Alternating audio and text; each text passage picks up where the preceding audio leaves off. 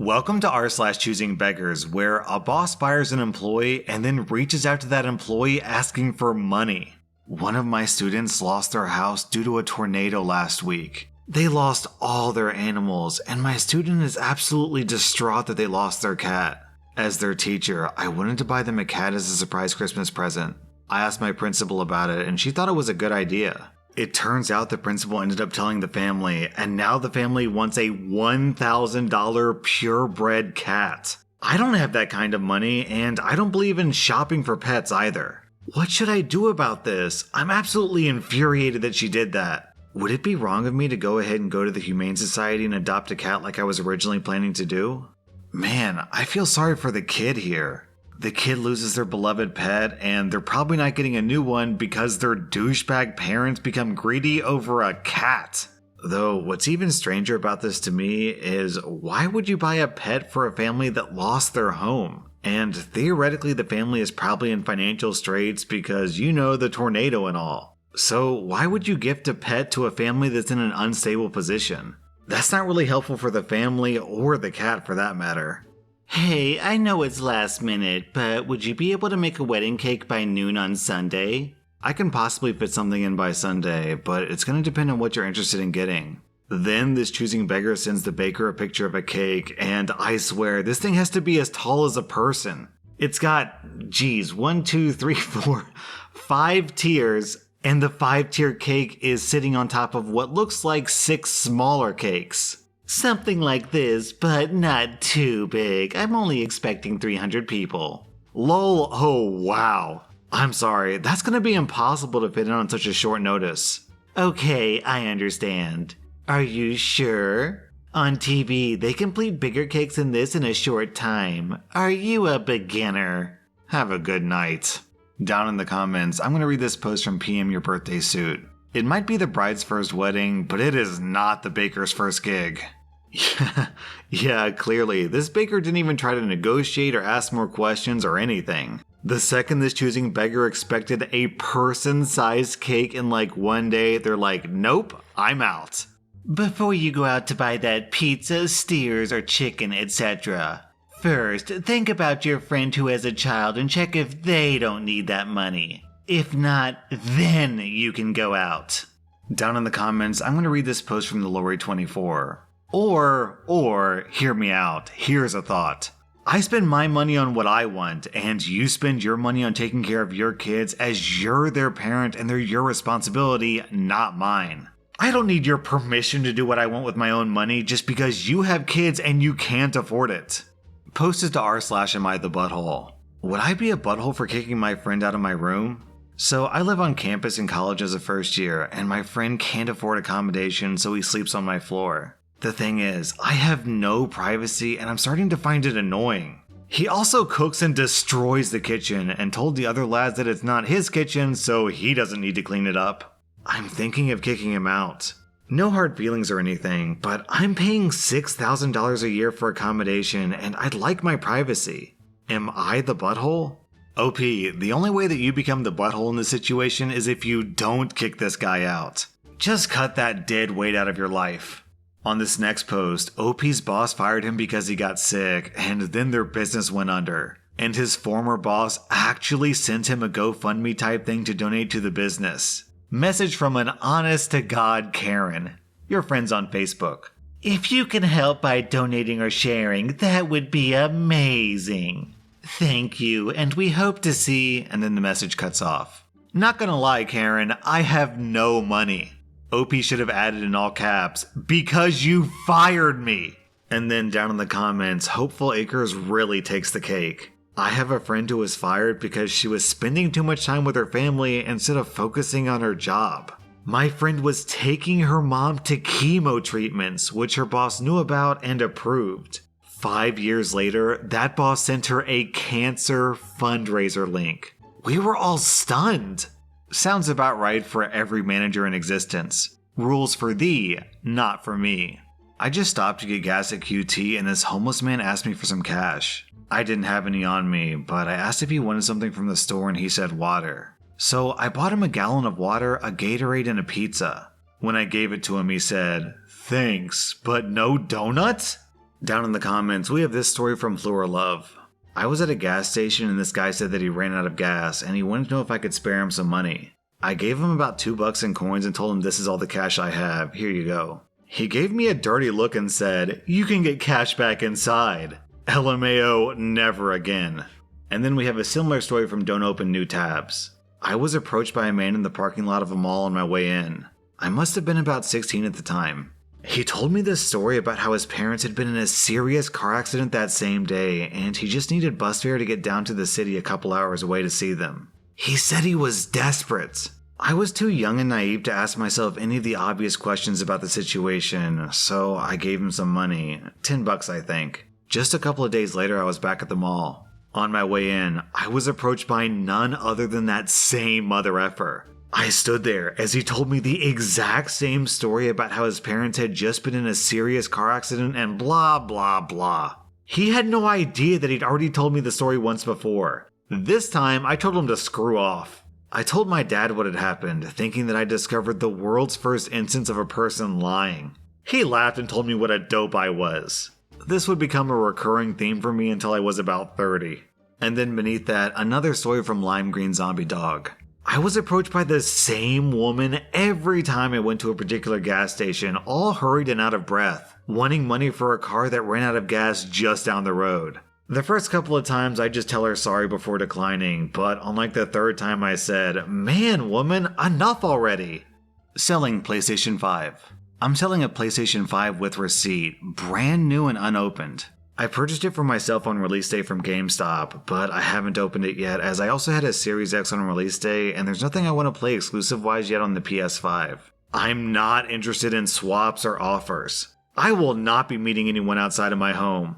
I will not be taking dodgy payments, which includes PayPal. You'll come to my home, which has cameras and pay by bank transfer. I'll break the seal and open the top of the box for you to see inside from a reasonable social distance. If no one wants it, I'm very happy to keep it. I'm not desperate for cash, your broken screen Samsung phone, your monkey bite with broken ignition, or older generation consoles as swaps. No saving. Stupid comments and questions will be ignored. Thank you. This dude's trying to sell a PS5 around Christmas time, so he's obviously had his fair share of choosing beggars. But at the same time, this dude's probably just a scalper who's marking up the PS5 by like 300%. Selling your song in my film, $399, 60% off. We'll put your song in the film blank in either the beginning credits or the closing credits. Criteria: the song must have music and lyrics. We must have written permission from you to use the song. The song must fit the genre and mood of the film. This will be determined by our composer. Included items, IMDb credit. That's the exact opposite of how this is supposed to work. This is like driving into the McDonald's drive-thru and be like, "Yes, I'd like a burger please, and for the low price of $5, I will eat your burger." What do you mean it's a bad deal? That's 60% off what I normally offer. Usually, I charge $12 to eat someone else's burger. This next post is a conversation between OP and her neighbor. "Hey chick, can I borrow your Hulu account again? I did something and I erased it." Do you happen to have the $15 that we agreed on for the internet? Because it's been a while since we talked about it. "I will Thursday. It's cool, I'll just watch my videos. I'll pay you Thursday the $15 I owe you." "Sounds good, thanks." "No problem. I'm not gonna guarantee I'll have it because I have a very sick dog and I've gotta take him to the vet tomorrow. So I don't know what's gonna happen, but he's going to come first. I'm sorry. If I have it, I'll pay you. Oh, and just to let you know, I haven't had a TV much. It's been in the pawn shop. I just browse, and the other day I just got my new TV set up, but it's okay, I'll still pay you $15. Yep, times are hard, I understand, hence needing the $15. Yeah, well, I didn't use it that much. But you'll get paid if I have the money after I take my dog to the vet, because my dog's a little bit more important than the internet that I didn't use. I don't know why you have to do this, but it is what it is. I'll get you your $15. You know, I don't understand anything, and I guess I never will. I guess I need to start writing down everything I give somebody from now on clothes, food, and everything else. I guess instead of giving it away, I need to try to sell it to them. I'm doing what now? Choosing Beggar, look at everything you texted. You're overreacting because I'm asking for money that you agreed upon. I never asked for food and clothes from you to use my internet. We agreed on money. Since you changed your password, I'm not going to pay you the $15. Thank you and goodbye. But you know what? I'm done. Have a good one. You ain't getting to me and you ain't gonna piss me off. See ya. Oh, honey, I knew that you weren't going to keep your word the second that you started overreacting last night. Oh, but honey, you don't know me at all. I was going to pay you, but you know what? I'm having my own internet hooked up on Wednesday, so it don't matter. You want to be that way, OP? No, I won't pay you. I wasn't overreacting at all. I was concerned about my dog. I wasn't concerned about your effing internet at all. And I say that sitting here with a smile on my face. With old OP gone, I'm back on my medicine. I'm all good. See ya. I wouldn't sweat it, OP. I would gladly pay $15 to never have to speak to that person again. I have a really dumb question. I'm creating a game with RPG Maker, and I've put feelers out to find artists and musicians willing to work on it with me. And they all keep trying to charge me money. Is this normal? Like, I make it very clear that this is a passion project that I'm working on for no profit, and they still want $60 for 16-bit artwork. Like, I'm looking for collaborators, and people are treating me like I'm an active game developer with a budget. Does this happen to people who make mods too? You're right, OP. It is a really dumb question. BBC News headline: A rule change means that more gay and bisexual men can give blood. I hope we'll have the option to choose. I have to know if the blood I'm getting is coming from them or not. And then the reply under that: That Choosing Beggar is a moron, and I created this account just to say that. Down in the comments, we have this post from Kasudbait. I went in for a blood transfusion, and I came out with fashion sense and a fondness for Broadway musicals. Imagine this guy gets in like a car accident or something, and he's just hemorrhaging blood. And they wheel him into the operating room and go to give him blood, but this guy grabs the doctor's arm and says, "Wait, is it gay blood?" For context on this next post, OP is a dog groomer. Hey Ember, this is Choosing Beggar from blank. Your manager gave me your number. She told me you were out for hand surgery and were recovering, but you weren't returning to work. I'm sorry to hear that you had to have a surgery, but my dog Dermot really needs you. If you could find a safe place somewhere between my house and yours, I know you live pretty far away from me. I would love to get Dermot an appointment with you tomorrow. Please say yes.